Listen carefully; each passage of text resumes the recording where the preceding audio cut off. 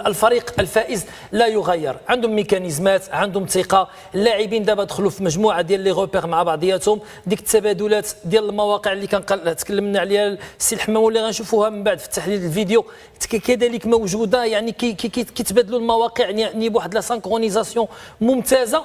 نقطه مهمه جدا وهي ان المنتخب الوطني المغربي اتى من مباراه قويه جدا امام الكاميرون، اعطاته واحد الشحنه واعطته واحد الثقه. المنتخب النيجيري ياتي من مباراه لم يختبر فيها بشكل كبير جدا امام المنتخب الجزائري، فبالتالي منين كيجيو المنتخبين، واحد كيجي من مباراه قويه جدا من قمه افريقيه، والثاني اتى من مباراه خيبت نوعا ما ظنون المتابعين. ونذكروا للمشاهدين بان يعني التشكيله اللي كانت في مباراه الكاميرون كان ياسين بونو حراسه المرمى، ثنائي الدفاع ادم ماسينا ونايف اكراد، على الجهه اليمنى حكيمي والجهه اليسرى كان مزراوي، ثم اللاعب نائل العناوي، فالرباعي الخنوس الصباري الزلزولي ودياز، وفي خط الهجوم او المهاجم كان هو ايوب الكعبي. السي الحمام، واش كتعتقد بان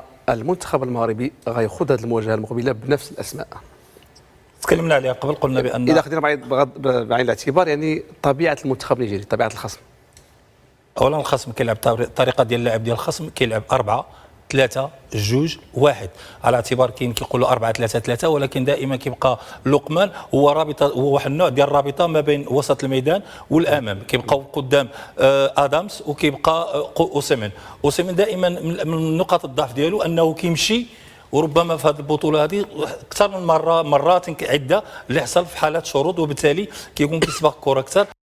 المحور اللي كيلعبوا به عليه المنتخب النيجيري هو ايوبي اللي في وسط الميدان الاخر، هو اللي كيخرج بالكره كيمررها. اسمح لي وقعت لك غير واحد زله لسان، انت قلتي 2-1 وانت بغيتي تقصد 1-2.